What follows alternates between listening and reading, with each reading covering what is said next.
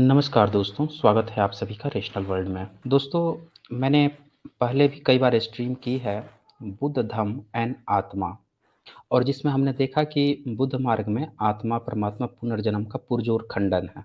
आज हम इस बात को देखेंगे, उसमें बहुत सारे पॉइंट्स जो थे वो कुछ मिसिंग थे, यानी कि कुछ उसमें और भी पॉइंट हैं जो हमें देखने हैं। तो आज मैं इसका एक तरह से आप इसे सेकंड पार्ट समझें। इसमें मैं ये दिखाऊँगा कि कैसे प्राचीन भारत के जो प्राचीन दर्शन हैं, उन्होंने आत्मा का ऑलरेडी खंडन कर रखा है, आत्मा, परमात्मा, पुनर्जन्म का।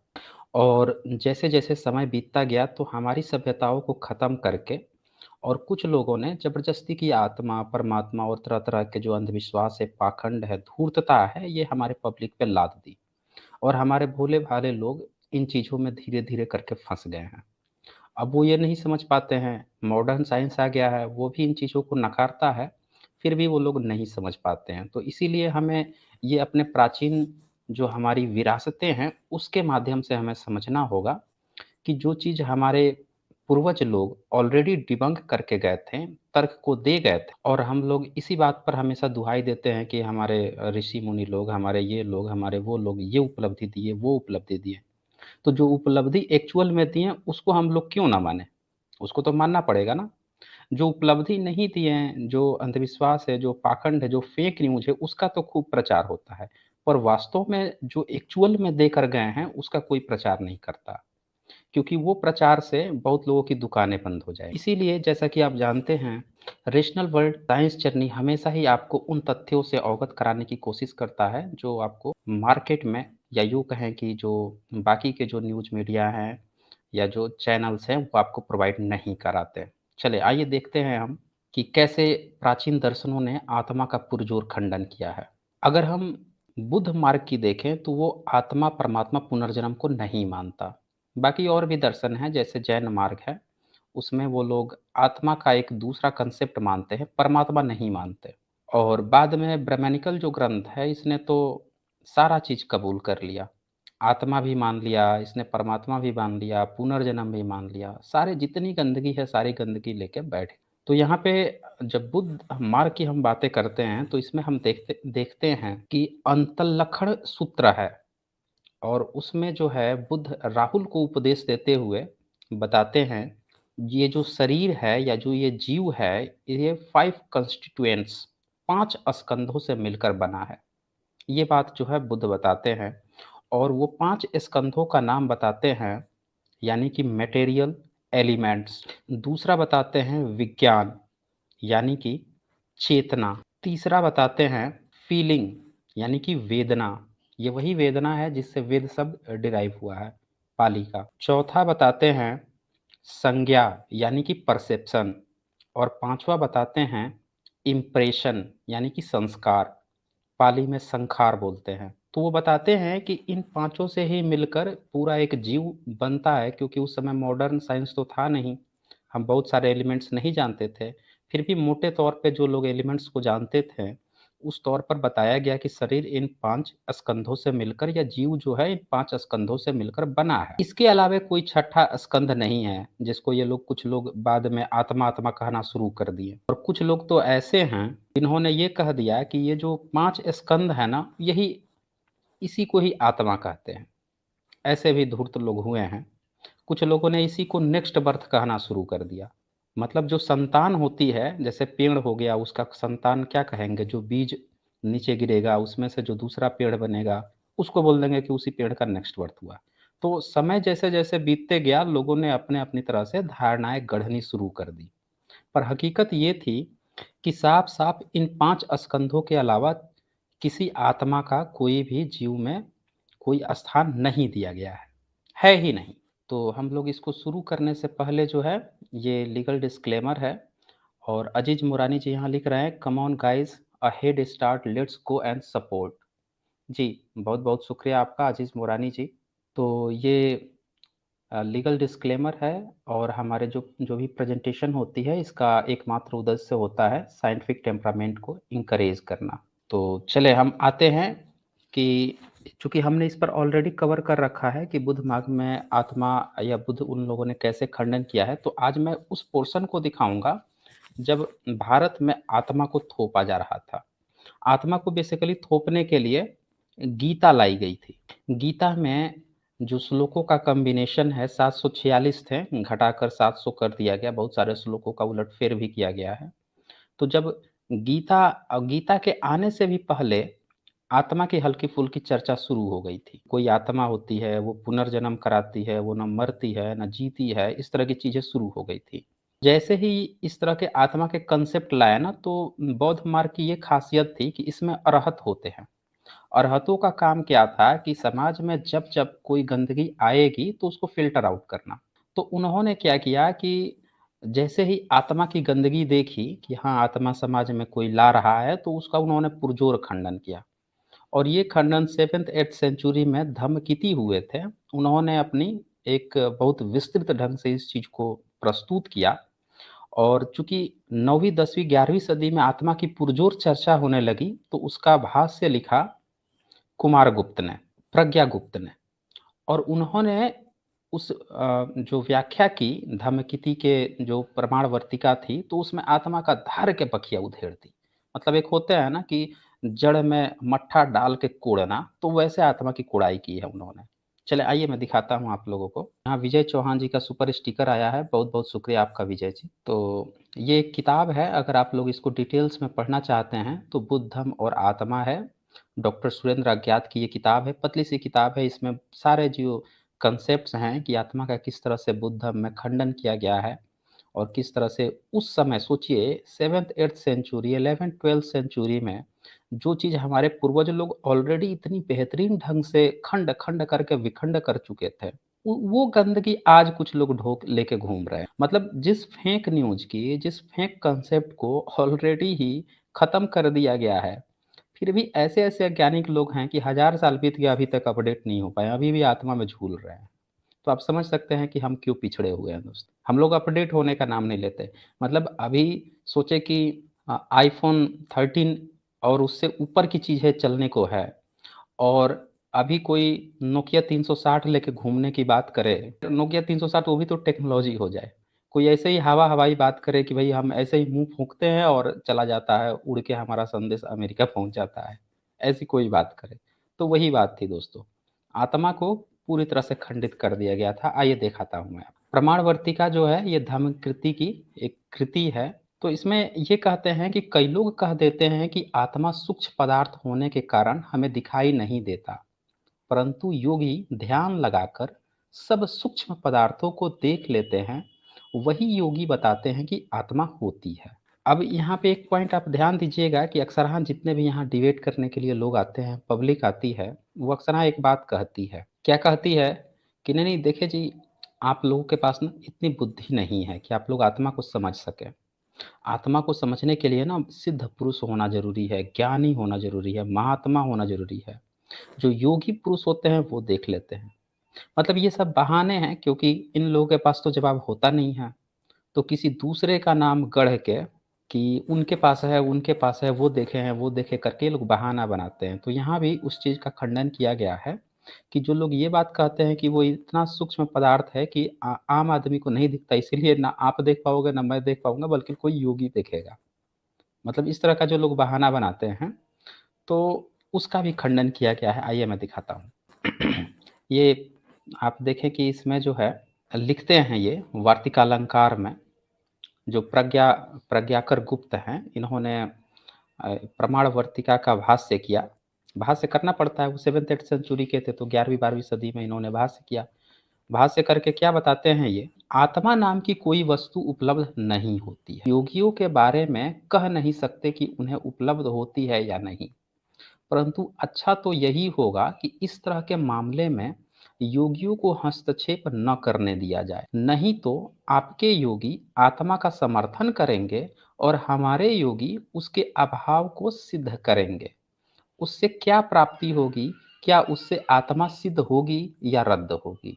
मतलब ये जो प्रज्ञाकर गुप्त जो हैं, ये नालंदा विश्वविद्यालय के प्रोफ़ेसर थे।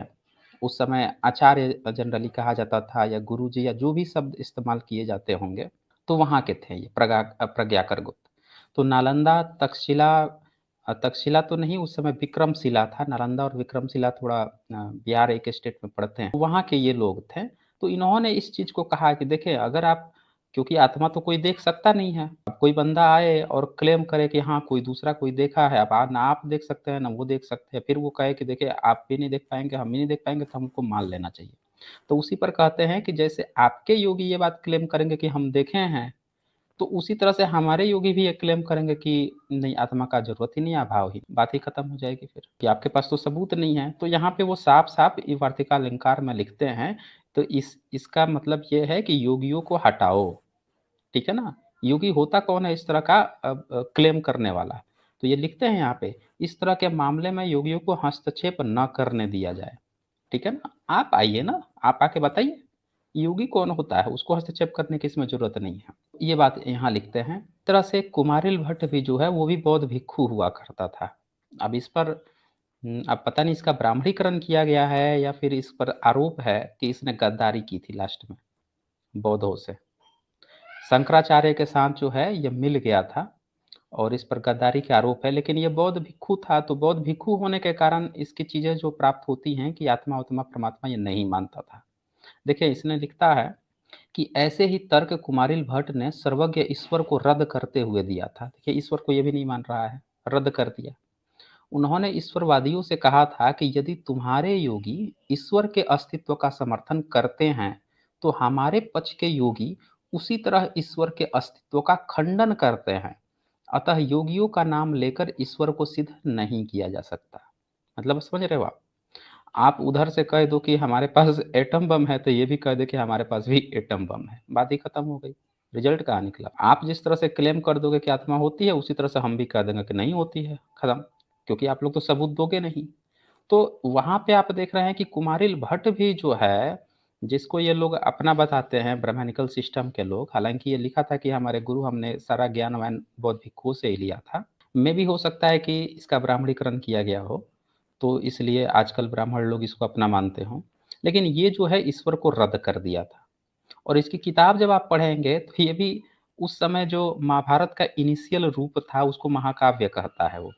वो उस समय भी, मतलब महाभारत तो कंप्लीट आई नहीं थी। महाभारत के जैसे जातक कथाओं के कुछ-कुछ स्टोरीज़ थी, उसी को धीरे-धीरे बढ़ा-चढ़ाकर भारत लिखने की कोशिश थी। तो उसको ही उस समय ये महाकाव्य कहता था, इतिहास नहीं कहता था। तो ये सारी चीज़ें मिलती हैं मीमांसा श्लोक वार्तिका में, ये देखने को मिलती है। योगी भ्रांतदर्शी। अब जिन योगियों के दम पर आत्मा को स्थापित किया जाता है, ज़रा इनके बारे में सुन लीजिए। कुछ अच्छे पॉइंट्स हैं, आगे कोई फिर योगी का सहारा लेकर आपको भ्रमित नहीं कर पाएगा। योगियों को सूक्ष्मदर्शी मानना गलत है, क्योंकि वही योगी वही देखता है जो उसे पढ़ाया या रटाया जाता है। जिस व्यक्ति को वह पढ़ाया जाता है कि आत्मा है, सर्वज्ञ ईश्वर है, वह समाधि लगाता है और उसे आत्मा ही दिखने लगती है, परमात्मा भी दिखाई देने लगता है। उसी तरह से जिस योगी को यह पढ़ाया जाता है कि आत्मा नहीं है, परमात्मा नहीं है, उसे समाधि लगाने पर न आत्मा दिखाई देती है, न परमात्मा ही दिखाई देता है। इससे क्या सिद्ध होता है? यहाँ पे ये साफ-साफ बोल रहे हैं कि भई इससे जो है क्या सिद्ध हो रहा है? इसी तरह से इससे क्या सिद्ध होता है? यही कि योगियों का साक्ष्य विश्वसनीय नहीं हो सकता। वे वही देखते हैं जो उन्हें पढ़ाया या रटाया जाता है। वे वास्तविकता को ना देखते हैं, ना देख सकते हैं, क्योंकि उनके पास सूक्ष्म चीज़ों को देखने का ऐसा कोई यंत्र नहीं है, जो आम आदमी के पास न हो। उनके पास भी उतनी ही ज्ञान इंद्रियाँ है, जितनी कि आम आदमी के पास होती है।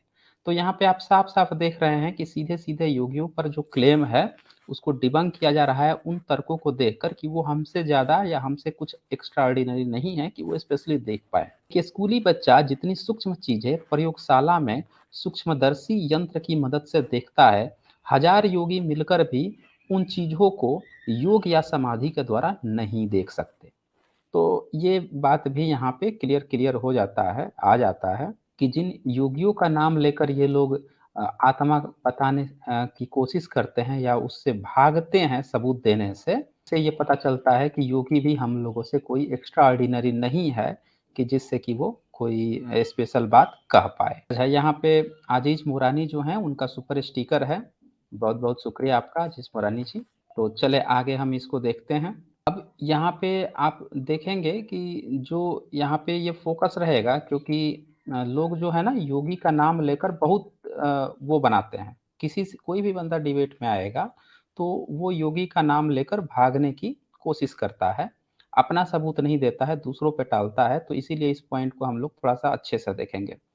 योगी यही रट लगाते आए हैं कि हृदय में आत्मा का निवास है। मतलब योगी जो है ना, इनकी सारी किताबें पढ़ लो, इनसे सारी चर्चाएँ कर लो, तो क्या कहेंगे हमारे दिल में ना, हमारे छाती में ना आत्मा का निवास है। आपने देखा होगा ना हनुमान को सीना फाड़ कर क्या दिखा रहा है, राम को, लक्ष्मण को, सीता को, ऐसे कुछ दिखाया गया है ना आपको। तो पहले क्या था, लोग यही सोचते थे कि दिल में जो है उनका जो आराध्य है वो बसता है। पहले के लोगों को इतना साइंस नहीं पता था कि दिल जो है वो उसका काम क्या है, हृदय जो है उसका काम क्या है। वो लोग सोचते थे कि उसमें आराध्य होता है। तो यहाँ पे इस बात का खंडन किया गया है कि लोग सोचते हैं, योगी सोचता है कि उसके आत्मा का निवास है, हृदय में परमात्मा का निवास है।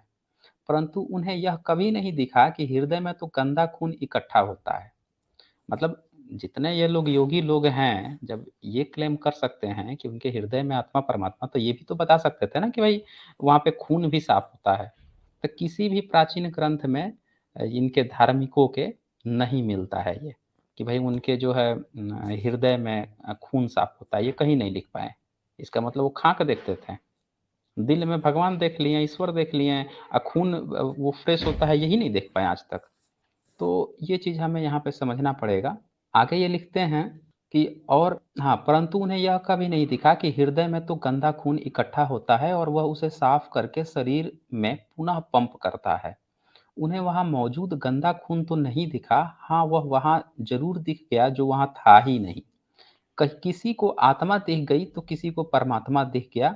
यह पुनः इस बात का प्रमाण है कि योगी सूक्ष्मदर्शी नहीं भ्रांतदर्शी होता है। मतलब इसे साफ-साफ पता चलता है कि योगी जो है वो सूक्ष्मदर्शी नहीं, कोई सूक्ष्म चीज़ नहीं देखता है, बल्कि भ्रामक चीज़ें, भ्रांतदर्शी होता है, भ्रामक बातें करता है। पूरी तरह से भ्रामक बातें करता है। उसने जो कुछ शुरू में सुन रट पढ़ रखा होता है, अपनी कल्पना में वही उसे देखता है। आपने देखा होगा डिबेटर्स भी यहाँ जो आते हैं, जो अपनी बातें करते हैं, वो जो जो उनको किसी ने पट्टी पढ़ा दी गई होती है, किसी गुफ़ाओं में किसी गुफ़ा गुरु ने जो अनर्गल बातें उनको पढ़ा-चढ़ा सुना दी होती है, वही चीज़ आकर यहाँ भटते हैं। ना उनके पास सबूत होता है, ना कुछ होता है। उसी तरह से ये जितने भी योगी, फोगी, ढोंगी टाइप के जो लोग हैं, ये लोग भी इसी तरह की बातें जो हैं करते हैं और इनके पास जो है कोई सबूत नहीं होता। तो ये आप देख पा रहे हैं कि इस तरह से ये जो है ना भ्रांति बाँटते हैं योगी, जितने भी होते हैं। अच्छा, कार्तिक त्रेया यहाँ लिखते हैं, एंशिएंट में इंडिया इंटरनेट था, मेरी आत्मा मर चुकी। हाँ जी, कार्तिक तिरैया जी, ये आत्मा, परमात्मा हर चीज़ जो है इंटरनेट का, ये तो परमाणु बम भी चला देंगे।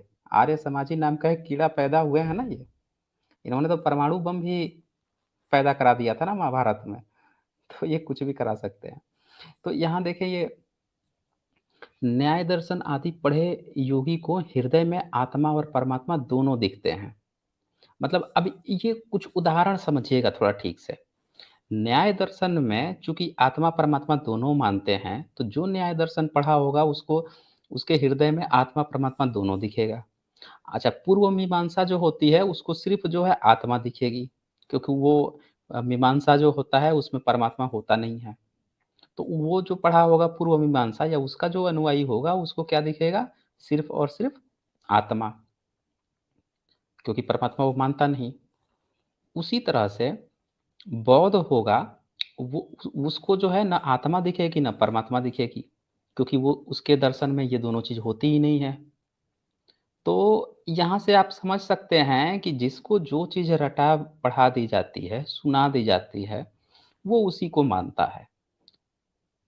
अब आत्मा परमात्मा अगर वास्तविकता में होती, तो बौद्धों को भी दिख जाती,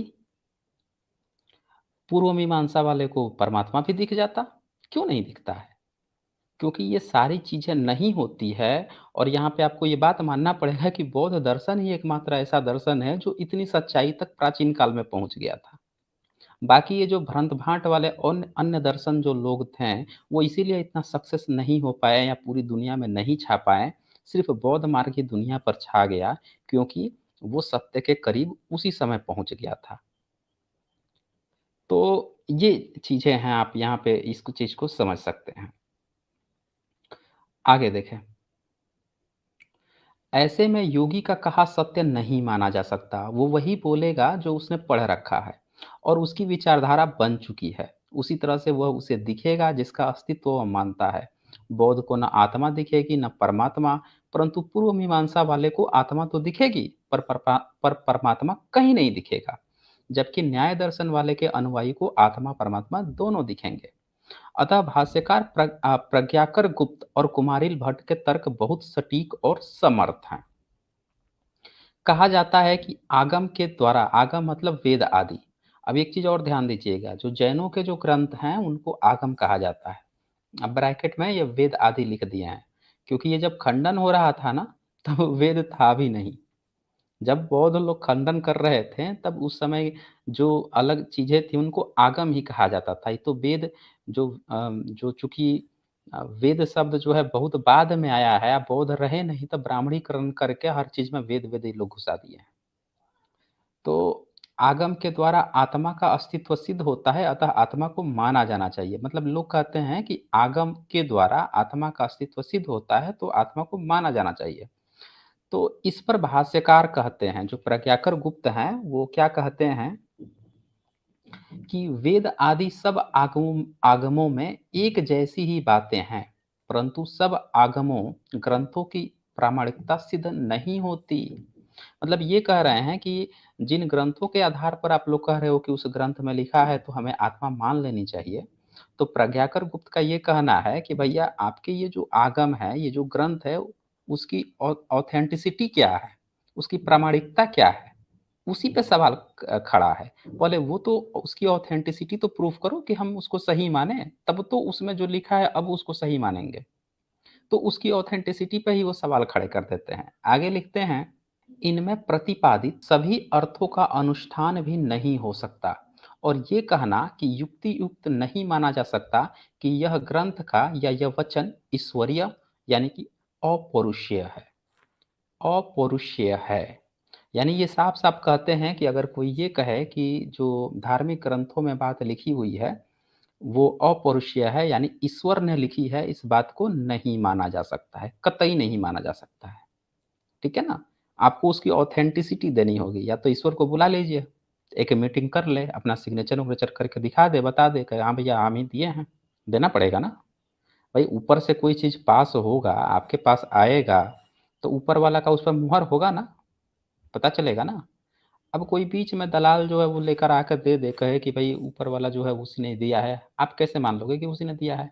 तो ठग रहा है ना आपको। भाई जिसको देना होगा अगर वो गंभीर है आपको देने के लिए, इतना तो लापरवाह बेवकूफ नहीं होगा। आप अपने रिलेटिव को थोड़ा गिफ्ट दीजिएगा ना। आप इतना बेवकूफ हो जाएं कि कोई आप किसी बंदे को दे दें कोई गिफ्ट और कहें कि हाँ मेरे रिलेटिव को दे दे, और आपका रिलेटिव के पास वो गिफ्ट पहुंचा कि नहीं पहुंचा, या पहुंचा इसकी आप वेरिफिकेशन नहीं करेंगे। और आपका जो रिलेटिव है, आप इतने बेवकूफ़ हैं कि किसी दूसरे के माध्यम से भेजा देंगे, या जिसके पास भेजाना है आप खुद जाके उससे नहीं दे देंगे उसको। तो ईश्वर के साथ यही है, यहीं पे ही सवाल खड़े कर देते हैं, ऑथेंटिसिटी पे ही सवाल खड़े कर देते हैं कि ये जो ग्रंथ हैं उनके नाम पे जो लिखे गए हैं उसकी ऑथेंटिसिटी पे ही मुझे डाउट है। आगे धर्मकृति कहते हैं कि यह कहना सरासर गलत है कि आत्मा पाप से भारी और पुण्य से हल्की हो जाती है। देखिए इस पर भी सवाल खड़ा किया गया है, यानी कि 8th 9th सेंचुरी में लोगों ने जब आत्मा का कंसेप्ट लाना शुरू किया था, तब वो लोग पाप पुण्य से जोड़ना शुरू कर दिए थे। तो उसका भी ये खंडन करते हैं, क्योंकि पाप में भारीपन और पुण्य में हल्कापन नहीं होता। सोचिए, जिस तरह से आज मूर्खों की भरमार है, उसी तरह से जब भारत में बौद्ध विश्वविद्यालय हुआ करते थे, तब भी मूर्खों की समाज में मूर्खों की भरमार होगी। नया-नया कंसेप्ट लाते होंगे, और ये लोग प्रोफ़ेसर हुआ करते थे। तक्षशिला ये विक्रमशिला यूनिवर्सिटी के, नालंदा यूनिवर्सिटी के, तो ये लोग खंडन करते थे कि समाज में एक्चुअल चीज़ें सही मैसेज जाए। तो देखिए इस तरह की मूर्खतापूर्ण बात लोग करते होंगे तो उसका खंडन किए हैं। और ये क्या कहते हैं कि भारीपन या हल्कापन मूर्त पदार्थों में होता है। पाप पुण्य ऐसे पदार्थ द्रव्य नहीं है। सुना आपने? उस समय ये बात वो लोग खंडन कर रहे हैं। जिन्हें तराजू में तौला जा सके कि वे भारी हैं या हल्के हैं। यदि कोई कहे कि पाप से आत्मा भारी होती है, ऐसे आगमों में लिखा है, तो उसे माना नहीं जा सकता क्योंकि आगमों की प्रामाणिकता सिद्ध नहीं होती। तो देखें यहाँ पे ब्रैकेट में वेद आदि शास्त्र लिखा गया है क्योंकि उस समय भी 7th-8th सेंचुरी तक में भी वेद शब्द जो है ना नहीं था। आगम की बात हो रही है, लेकिन चूँकि सभी लोग ऐसा मान रखे हैं कि वेद वेद होता था, तो ब्रैकेट करके वो लोग वेद लिख देते हैं। उस समय आगम कहा जाता। तो ये देखें यहाँ पे ये चीज़ें, ये बातें आ रही हैं कि वो पाप पुण्य के भारीपन और हल्केपन को भी खारिज कर रहे हैं। नित्य आत्मा। धर्मकृति कहते हैं कि यदि आत्मा नित्य है तो इसका अर्थ है कि वह परिवर्तित नहीं होती। यह एक स्थिति से दूसरी स्थिति को प्राप्त नहीं होती। मतलब देखिए यहाँ पे कितनी अच्छी बात कहे हैं। जो लोग ये कहते थे कि आत्मा जो है ना काटा जा सकता है, ना डुबोया जा सकता है, ना भिगोया जा सकता है, मतलब ये तो एक नित्य चीज़ है। और जो बुद्ध मार्ग था उसका सिद्धांत ही था कि जो जीव है ना या जो सृष्टि है वो क्षणिकवाद पे बिलीव करते थे कि मतलब ये अनसर्टेन है। मतलब जो मतलब वो ऐसा कहते थे कि ये जो है ना क्षणभंगुर है, ये चीज़ परिवर्तित हो जाएगी, नित्य नहीं है। शरीर अगर खत्म हुआ तो फिर खत्म होगा तो इसके सारी चीज़ें हैं, जितने भी स्कंध हैं वो सारे विलीन हो जाएँगे। फिर नया रूप ले लेंगे।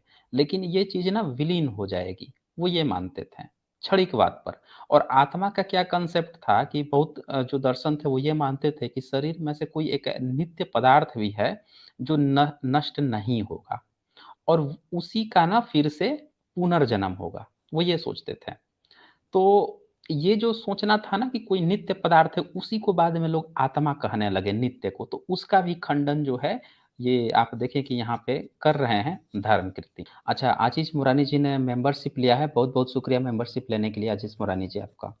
अच्छा, तो ये आगे क्या लिखते हैं, परंतु आत्मा को मानने वाले उसको शुद्ध करने के दावे करते हैं, कभी भक्ति से, कभी तीर्थों में नहाने से, कभी व्रत आदि से। अब यदि आत्मा नित्य है तो वह यदि अशुद्ध है तो तथा तो सदा अशुद्ध ही रहेगी। यदि वह शुद्ध है तो वह सदा ही शुद्ध रहेगी। देखिए कितनी अच्छी तरह से उन्होंने यहाँ पे बात रखी है, धर्मकृति ने उस समय रखी है जब लोग आत्मा को स्थापित कर रहे हैं, कह रहे हैं कि अगर वो नित्य है तो अगर आत्मा शुद्ध है तो शुद्ध ही रहेगी, उसमें कोई फर्क नहीं पड़ेगा ना, वो तो नित्य हो गई ना, स्थित हो गई। उसमें बदलाव कैसे आएगा? कुछ नहीं बदलाव होगा। वो तो जैसा है वैसा ही रहेगा, अगर शुद्ध है तो शुद्ध है, अशुद्ध है तो अशुद्ध है। ऐसा थोड़ा है कि पाप पुण्य से भारी और हल्का हो जाएगा, कुछ नहीं होना है। जैसा है वैसा ही रहेगा। लिख रहे हैं यहाँ पे। क्योंकि कोई नित्य वस्तु एक के बाद दूसरी स्थिति में नहीं जा सकती। वह अशुद्ध से शुद्ध नहीं बन सकती। यदि वह एक स्थिति से दूसरी स्थिति में जाती है, तो वह नित्य नहीं रहेगी। तो ये आप समझ रहे हैं कि अगर आत्मा जो आप लोग कह रहे हो कि बदलाव होता है उसमें या बदल रहा है, तो फिर वो आत्मा कहाँ रहा फिर वो? फिर वो तो नित्य ही नहीं रहा। तो आप देखें कि कितना पुरज़ोर खंडन किया है धर्मकृति ने, इसका आत्मा का जो कांसेप्ट इन लोगों ने लाद रखा है। ये श्लोक है प्रमाणवर्तिका का 269 का 70 है। इसमें क्या कहते हैं? अर्थात अशुद्ध अवस्था और शुद्ध अवस्था का क्रम भी नहीं माना जा सकता, क्योंकि अवस्थाओं की कारणीभूत आत्मा नित्य और निरपेक्ष है। अतः किसकी अपेक्षा से क्रम बनेगा? ये यहाँ पे क्वेश्चन खड़े करते हैं अपनी किताब में। किसी अशुद्ध वस्तु की सत्ता मानने पर ही शुद्धि संभव है।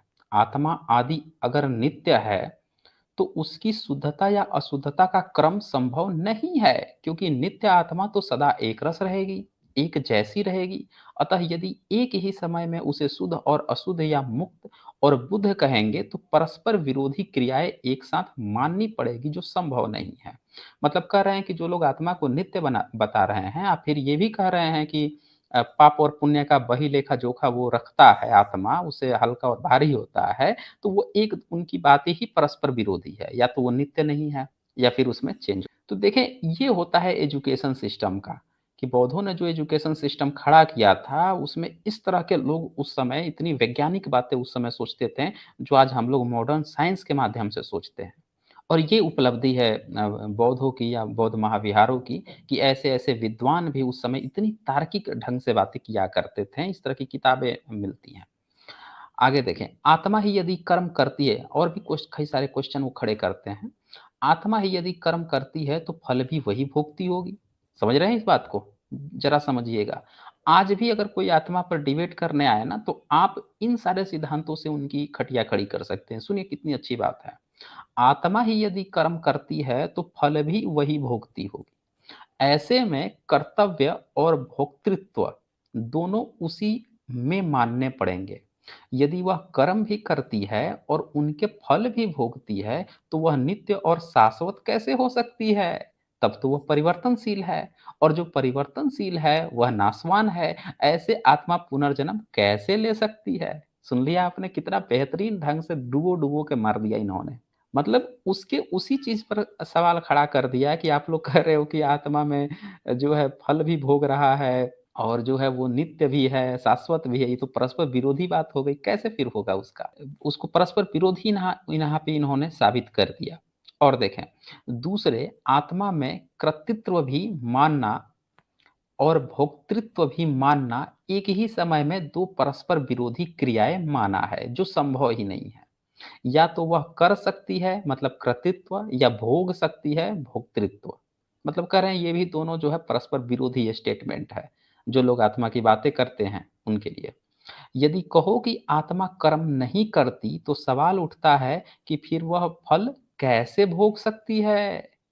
अगर कोई ये कह रहा है कि भाई आत्मा जो है ना वो शरीर में रहती है लेकिन कोई काम नहीं करती है, तो भैया जब काम नहीं कर सकती है तब भोग कैसे सकती है? क्योंकि जो काम करेगा वही तो फल भोगेगा ना। आप समझ सकेंगे तभी इन लोगों ने गीता लाया था। ये दिखाने के लिए कृष्ण का इन्होंने ईश्वर को क्यों पैदा किया इन लोगों ने, क्योंकि अब ईश्वर, अब इंसान नहीं, अब ईश्वर से हम कहलवाएँगे कि कृष्ण कह रहा है कि देखो तो कर्म करो लेकिन फल की चिंता मत करो। समझ रहे हैं? कितना षड्यंत्र किया गया है बौद्ध दर्शनों को दबाने के लिए। लेकिन बौद्ध इतने बेहतरीन थे कि इन्होंने उसको धर के परस्पर विरोधी स्टेटमेंट उसको बता दिया कि भैया आत्मा अगर कर्म नहीं करती है तो फिर वो फल ही नहीं भोग सकती। वस्तुतः नित्य पदार्थ न कुछ कर सकता है, न किसी चीज का फल भोग सकता है। वह सामर्थ्यहीन होता है, क्योंकि वह एक ही स्थिति में बना रहता है। आत्मा यदि नित्य है, तो न वह खुद कर्म कर सकती है और न किसी के द्वारा अ, और न किसी के द्वारा किए कर्म का फल भोग सकती है। वह क्योंकि कुटस्थ, अचल और अटल है, अतः वह एक ही जन्म से दूसरे में जाने में भी असमर्थ है। ऐसे में किसी नित्य आत्मा का पुनर्जन्म नहीं हो सकता। समझ रहे हैं दोस्तों? इन लोगों ने पुनर्जन्म का कंसेप्ट जब लाया था 7th 8th सेंचुरी में, तो आत्मा के माध्यम से कि भाई आत्मा जो है ना वो होती है और इससे पुनर्जन्म, उसका खंडन चल रहा है यहाँ पे। सिर्फ आत्मा का खंडन नहीं, पुनर्जन्म की भी यहाँ पे खटिया खड़ी कर रहे हैं धर्मकिति। आप समझ सकते हैं कि जो लोग ये दावा करते हैं कि भई बौद्धों में पुनर्जन्म होता है। देखिए बौद्ध जो प्रोफ़ेसर्स हैं उस समय के, नालंदा यूनिवर्सिटीज़ के, वो कैसे खंडन किए पड़े हैं कि देख पहले आत्मा को खंडन कर दिया और फिर उन्होंने ये भी दिखा दिया कि उस आत्मा का फिर पुनर्जन्म कैसे होगा। इस पर भी क्वेश्चन खड़े कर दिया। देखिए प्रयाग सिंह जी लिखते हैं जय भीम। जी, जय भीम आपको। बहुत शुक्रिया आपका। तो अब आगे हम लोग देखते हैं बंधन मोक्ष बनाम दुख और सुख। तो और भी बहुत सारे जो प्रश्न धार्मिकों ने उस समय खड़े किए थे, उन सब का सटीक जवाब दिया है धर्मकीर्ति। ये लिखते हैं, यदि आत्मा नित्य तथा व्यापक है, तब अन्वय व्यतिरेक का अभाव हो जाने से, मतलब क्योंकि जो नित्य है वह सदा रहेगा ही, और उनका अभाव कभी संभव नहीं। मतलब जो नित्य है वो तो हमेशा रहेगा ना। जो जिसको कह रहे हो कि जो परमानेंट है, आत्मा तो परमानेंट है, ना मर सकता है, ना जल सकता है, तो उसका तो अभाव होगा नहीं, वो तो हमेशा रहेगा। तो वो ये कहते हैं कि वह खुद अपने लिए दुख पैदा नहीं कर सकती, जैसे नित्य और व्यापक आकाश अपने लिए दुख पैदा नहीं कर सकता। तो यहाँ पे आप देख पा रहे होंगे कि यहाँ पे साफ-साफ इन्होंने ये भी खड़ा कर दिया कि भई जब सब काम जो है आत्मा पुनर्जन्म ले रहा है, अब पिछला जन्म भोग जो है शरीर तो है नहीं। मतलब शरीर जो है उसको थोड़े पता है कि पिछला जन्म में वो क्या किया है। ये तो पता नहीं है, पिछला जन्म का उसको। आत्मा ही तो आया है ना। जो कह रहा है, जो पूरे ब्राह्मण ग्रंथ में यही दिखाया गया है कि आत्मा जो है पिछला जन्म का कर्म जो है नत्थी करके लाता है, और वही पिछला जन्म जो है इंसान भोगता है अगले जन्म में। मतलब पिछला जन्म में अगर शूद्र वाला काम किया है तो इस जन्म में शूद्र बनेगा, पिछला जन्म में ब्राह्मण वाला काम किया है तो ब्राह्मण बनेगा, यही लोग कहते हैं। देखिए इसकी कितनी धार-धार कटाई यहाँ पे किए हैं ये। ये कहते हैं कि भैया ये बता कि आत्मा जो है, जब वो नित्य है, तो वो अपने लिए दुःख कैसे पैदा करेगा? मतलब अगर पहले जैसा रहा होगा वैसे ही रहेगा, तो वो अपने लिए दुःख कैसे पैदा करेगा? जब अपने लिए दुःख पैदा ही नहीं कर सकता है, जैसे नित्य और व्यापक आकाश अपने लिए दुःख पैदा नहीं कर सकते हैं, यदि आत्मा स्वतंत्र और कार्य करने में समर्थ है, तब भी वह अपने दुखों के पैदा होने का कारण क्यों बनेगी? मतलब कह रहे हैं कि जब इंसान के दुःख महसूस होता है, कोई भी इंसान जन्म लेता है, तो ज़िंदगी भर तो सुखी नहीं रहता दोस्तों। आप काउंट कर लीजिएगा, आप 10 दिन का आंकड़ा देखिएगा, 10 दिन में ही आप कई बार दुखी हो जाएँगे, कई बार सुखी हो जाएँगे। हो सकता है कि एक ही दिन में आप कई बार आपको दुःख आए और सुख आ जाए। वो हमेशा बदलते रहता है ना, कॉइन है ना, हमेशा हेड और टेल आते रहेगा। तो वो यही यहाँ पे बात कहते हैं कि भाई तब भी वह अपने दुखों के पैदा होने का कारण क्यों बनेगी? किसी भी प्रेक्षावान व्यक्ति को अपना वध करने में प्रवृत्ति युक्ति युक्त नहीं कही जा सकती। मतलब आत्मा जो है वो जन्म भी ले रहा है या फिर अपने को दुख भी दे रहा है, हैं? अनित्य भी है वो। जब वो नित्य है तो जैसा जैसी उसकी अवस्था है, जैसी चीज़ है वैसी ही ना सदा इंसान में बनी रहनी चाहिए। कभी इंसान में सुख आ जा रहा है, कभी दुःख आ जा रहा है, भई ये क्या नौटंकी। फिर आगे वो कहते हैं यदि यह व्यक्ति मूढ़ है, तब स्पष्ट है कि उसे अपना ज्ञान ही नहीं है। ऐसे में वह अपने में सुख हेतुता अर्थात अपने को दुःख का कारण क्यों मानेगा? अर्थात तब मूढ़ आदमी अपने को अपने दुःख का कारण नहीं मान सकता। समझ रहे हैं? मतलब कोई व्यक्ति में अगर दुःख आ रहा है तो इसका कारण जो अपने पिछले जन्म के कर्म को नहीं मान सकता वो। ये यहाँ पे सवाल खड़ा कर रहे हैं, जो लोग बोलते हैं ना कर्म बंधन, कि पिछले जन्म का जो सुख-दुःख है, पिछले जन्म का कर्म उससे आप बंधे हुए, उसका वो खंडन कर रहे हैं यहाँ पे। लोग जो हैं ज़बरदस्ती का कर्म फल जोड़े पड़े हैं। ये देख रहे हैं कि जो बौद्ध फिलोसोफर्स हैं वो उसी समय इस सारी चीज़ों की खटिया खड़ा कर चुके थे। आगे ये लिखते हैं, यदि वह मूढ़ आदमी का बंधन हेतुता स्वभाव ही है, मतलब कि दुःख या बंधन का कारण बनना स्वभाव ही है, अर्थात यदि आत्मा मूढ़ है, बेवकूफ़ है, गधा है आत्मा, और अपने लिए दुःख पैदा करना उसका स्वभाव ही है, तब उसके स्वभाव का कभी बदलाव ही नहीं हो सकता और ऐसे में आत्मा कभी मुक्त ही नहीं हो सकती। मतलब कह रहे हैं कि कोई आत्मा जो है वो जन्म भी ले रहा है और इंसान को दुःख भी दे रहा है, तो वैसी बेवकूफ़ आत्मा से बड़ा बेवकूफ़ दुर्बुद्धि कोई हो नहीं सकता। फिर वो जो है उसका स्वभाव अगर ये है कि दुःख देना, तब फिर वो आत्मा हो ही नहीं सकता। ठीक है ना? वो कभी मुक्त ही नहीं हो सकता। यहाँ पे सीधे-सीधे वो सवाल खड़े कर रहे हैं। यदि वह व्यक्ति अपने को मानता है कि उसे अपना ज्ञान है, तो वह अपने लिए कभी दुःख पैदा नहीं कर सकता। दुनिया में कोई भी नित्य पदार्थ ऐसा नहीं देखा जाता जो दुःख पैदा करने का कारण हो। ठीक है ना? मतलब ये सही यहाँ पे क्वेश्चनिंग खड़ा किए हैं कि दुनिया में आज तक नहीं देखा गया है कि कोई बंदा जिस पेड़ पर बैठा हो उसी की डाली काट रहा हो। ऐसा देखने को नहीं मिलता ना, कोई भी व्यक्ति अपने अंदर दुःख क्यों पैदा करेगा? आप एक कांसेप्ट दे रहे हो कि आत्मा शरीर में घुसती है, वही सब चीज़ करती है और फिर आप कह रहे हो कि वो दुखी वही आपको पैदा कर रही है, हैं? तो उसका ये खंडन करते हैं। मिस्टर कुलकिशन जी का यहाँ सुपर स्टिकर आया है, बहुत-बहुत शुक्रिया आपका मिस्टर कुलकिशन जी। आगे ये लिखते हैं कि यदि वह दुःख स्वभाव ही है, तब दुःख को दुःख देना युक्ति संगत नहीं। दुःख स्वभाव का स्वभाव कभी बदल अन्यथा भाव नहीं सकता। ऐसे में आत्मा का कभी मोक्ष हो ही नहीं सकता। फिर उसके मोक्ष की बातें करने में क्या तुक है? मतलब वो कह रहे हैं कि जब उसका दुःख ही स्वभाव है, तो फिर उसको मोक्ष मिल ही नहीं सकता, कहाँ से मोक्ष मिल जाएगा? दुःख पैदा कर रहा है। मोक्ष प्राप्त करने के लिए तो आप हर चीज़ से फ्री होने चाहिए ना। जब उसका स्वभाव ही है कि दुःख पैदा कर रहा है, तो कहाँ से मोक्ष मिल जाएगा? ये भी सवाल खड़े करते हैं। यदि दिक् स्वभाव आत्मा का स्वभाव बदल जाता है, वह अन्य स्वभाव हो जाती है, तब वह नित्य नहीं रहेगी और न आत्मा ही रहेगी। अब ये कह रहे हैं कि अगर वो दुःख नहीं पैदा करता है, कुछ और उसका स्वभाव बन गया, तो भैया ये तो बदलाव हो गया ना। आ आत्मा में तो बदलाव हो गया। आप कह रहे हो कि आत्मा कभी बदलती नहीं है, उसमें कोई परिवर्तन नहीं होता, ना डुबाया जा सकता, ना मारा जा सकता, ना काटा जा सकता, फिर ये परिवर्तन कैसे हो जा रहा है? कि दुःख दुःख भी दे रहा है, अब स्वभाव भी बदल लिया? आगे वो कहता है यदि कहें कि दुखी और सुखी आत्मा से व्यतिरिक्त भिन्न को अन्य होता है तब आत्मा न दुखी होगी न सुखी, क्योंकि अन्य एक के सुख से अन्य दूसरा सुखी नहीं हो सकता। ये भी सवाल अच्छा खड़ा किया है इन्होंने। और देखें, यदि आत्मा में दुख का समवाय सॉरी, यदि आत्मा में दुख का समवाय संबंध है, तब समवाय के विषय में भी वही अनियत्व और अनन्यत्व का विकल्प किया जा सकता है, फलतः पूर्वोक्त दुख से छुटकारा नहीं मिलेगा। तो यहाँ पे आप देख रहे हैं कि ये विभिन्न माध्यमों से वो सेम क्वेश्चन खड़े किए जा रहे हैं कि आत्मा का स्वभाव जो है वो बार-बार बदल रहा है, और अगर नहीं बदलता तो इंसान के जीवन में दुःख क्यों आ रहा है? समझ रहे हैं? ये सवाल ये लगातार ये खड़े कर रहे हैं। यदि कहें कि आत्मा सुख-दुःख स्वभाव है, तब ये दूसरे-दूसरे स्वभाव की संभावना हो जाने से अनित्यता का दोष आ जाता है।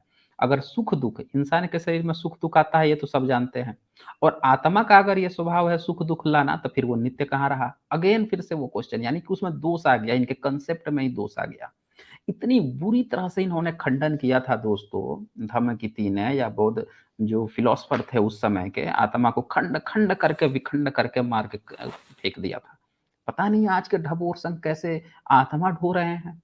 आप सोचिए हमारी विरासतें ऐसी रही है कि हमारे फिलोसोफर ऐसे रहे हैं, इतनी बेहतरीन ढंग से खाल खींच रखी है, और उसके बावजूद लोग जो है अब समझ सकते हैं कि कैसे इन लोगों ने बौद्धों को खत्म करवाया था। बौद्धों में घुस गए, घुस के उनकी चीज़ों को बर्बाद करना शुरू किया, आप समझ सकते हैं। और देखें, यदि कहा जाए कि आत्मा वस्तुतः निर्विकार है, मतलब उसका कोई आकार नहीं है, ये भी लोग कहते हैं, तो उसके बारे में देखें क्या कहते हैं। उसका सुखी या दुखी प्रतीत होना भ्रांति मात्र है। तो वैसा नहीं कहा जा सकता, क्योंकि भ्रांति आदि आत्मा से भिन्न है, तब आत्मा का भान न होने से वह आत्म भ्रांति नहीं कही जा सकती, और यदि उसके स्वरूप को मान होता है तब वह भ्रांति नहीं कही जा सकती। मतलब वो कह रहे हैं कि अगर आत्मा निर्विकार है, उसका कोई आकार नहीं है, तो उसका सुख और दुख जो प्रतीत होता है वो एक भ्रम है। और फिर ये कहा जा सकता है कि ये जो भ्रम है, वो आत्मा से भिन्न है। वो आत्मा का भान न होने से आत्म-भ्रांति नहीं कह सकती। मतलब यहाँ पे दोनों चीज़ कह रहे हैं, ये बात यहाँ पे कि अगर वो उसका कोई आकार नहीं है, तब फिर ये कैसे सुख-दुःख कैसे पैदा कर रहा है। मतलब तरह-तरह के लॉजिक से उन्होंने इस चीज़ को, ये पूरा देखें जो उनका किताब है प्रमाणवर्तिका, उसकी ये चीज़ें दी गई हैं। अब आगे फिर से ये सवाल खड़े करते हैं, आत्मा अनिर्वाच्य। कई लोग कहते हैं कि यदि आत्मा को नित्य माने तो उसमें दोष दिखाई देते हैं, उसे अनित्य माने तो उसमें दोष दिखाई देते हैं, परंतु हम तो उसे अनिर्वचनीय कहते हैं।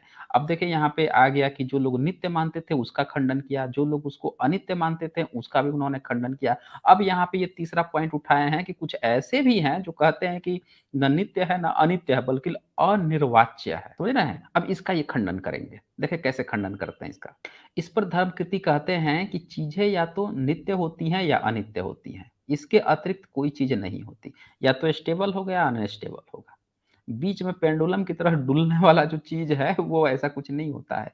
यदि तुम आत्मा को न नित्य मानते हो, न अनित्य, तो उसका मतलब यह है कि वह कोई चीज़ है ही नहीं। उसका नितांत अन अनअस्तित्व, अत्यंता भाव है। मतलब कह रहे हैं कि अगर आप ये मान रहे हो कि वो न नित्य है, न अनित्य है, तो इसका मतलब कि आत्मा नाम की कोई चीज़ ही नहीं है। फिर बेवकूफ़ बने घूम रहे हो। साफ-साफ यहाँ पे वो बोल देते हैं। क्योंकि दोस्तों, जो आइडियल कंडीशन होती है ना, वो एज़ इट इज़ होती है, ये बात आपको समझना पड़ेगा। आइडियल कंडीशन में या तो कोई चीज़ अपनी गति में है तो गति में रहेगा, या रुका हुआ है तो वो रुका हुआ रहेगा। बीच वाली कोई स्थिति नहीं होती है। यहाँ पे साइंटिफिक रूप से पूरी तरह से धम्मकिति जो है सही बात कहते हैं। फिर ये आगे यहाँ पे लिखते हैं कि तुम चाहते हो कि यदि एक स्वभाव नित्यता या अनित्यता नहीं सिद्ध होता तो दोनों स्वभाव मान लिया जाए, पर यह संभव नहीं। मतलब कह रहे हैं कि या तो दोनों स्वभाव को मान लिया जाए, लेकिन ये ऐसा संभव नहीं है।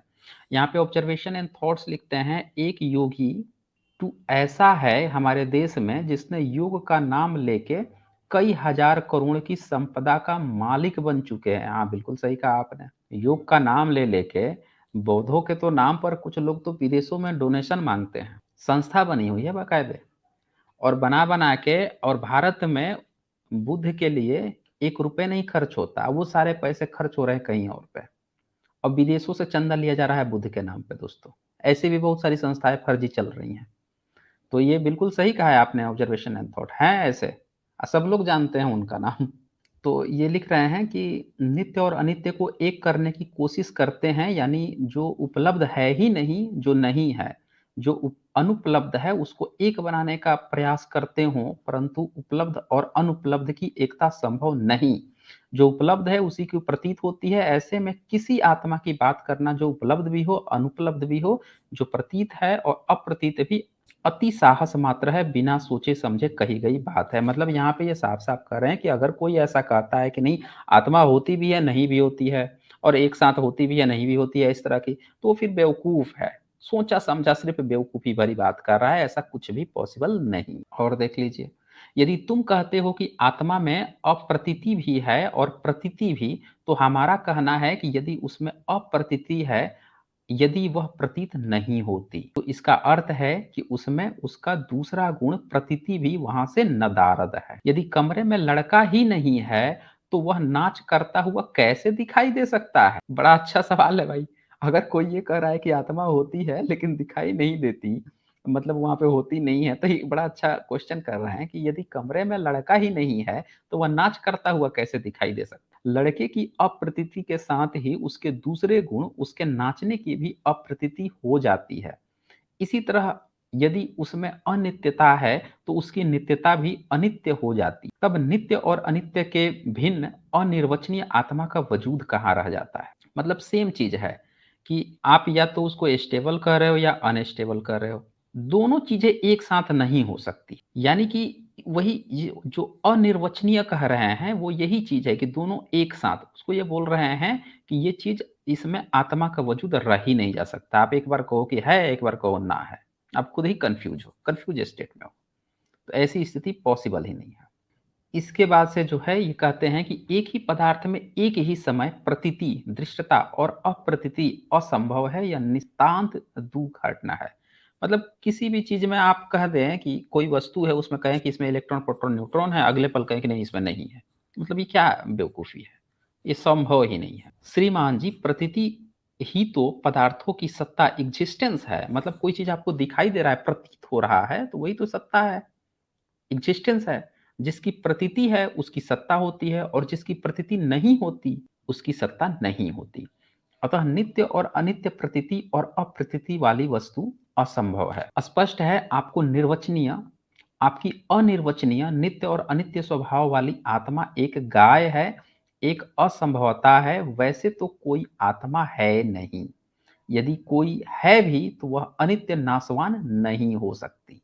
यहाँ पे साफ-साफ ये बोल देते हैं। इसके बाद से जो बोधिचर्या जो थे, बोधिचर्यावतार और आत्मा, इन्होंने भी खंडन किया है और ये मैं ऑलरेडी कवर कर चुका हूँ दोस्तों। जो आत्मा और परमात्मा का मैंने बताया था, वहाँ पे मैंने बताया था कि शांति देव जो थे, ये जो अ, विक्रमशिला यूनिवर्सिटी था बौद्धों का, वहाँ पे नालंदा जो महाविहार था, यहाँ पे लोग आते-जाते रहते, तो वहाँ के प्रोफ़ेसर थे लोग, तो इन्होंने भी इसका भरपूर खंडन किया है।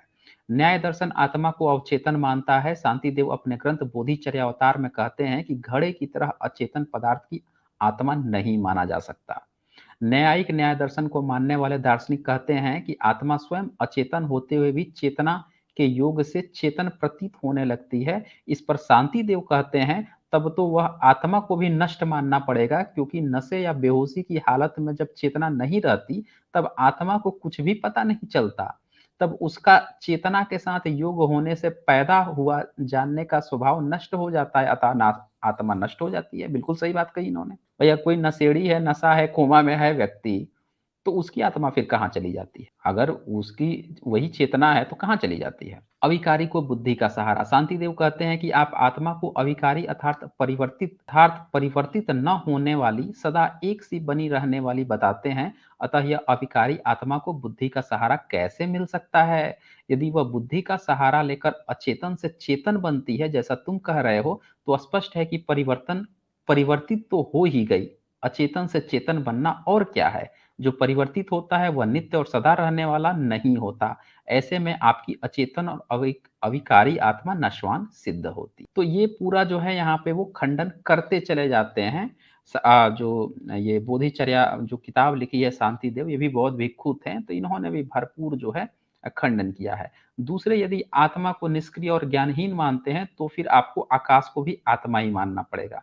इन्होंने बोल दिया कि भैया तो फिर आत्मा को ही, आकाश को ही आत्मा मान लो। कर्म और उसका फल, इसका भी इन्होंने खंडन किया। न्यायिक कहते हैं। यहाँ पे ध्यान दीजिएगा दोस्तों, जब ये लोग थे ना तब वेद इतना हाइलाइटेड नहीं था। आज ये लोग जो ऋग्वेद, यजुर्वेद, सामवेद, अथर्ववेद जो फेंटे पड़े हैं कि हमारा बहुत पुराना ग्रंथ है, ये सब होता तो इसका ये लोग खंडन कर रहे होते, बौद्ध भिक्षु। उस समय न्यायिक दर्शन था, उसका ये लोग खंडन कर रहे थे, जिसमें आत्मा और परमात्मा की बातें आ रही थी।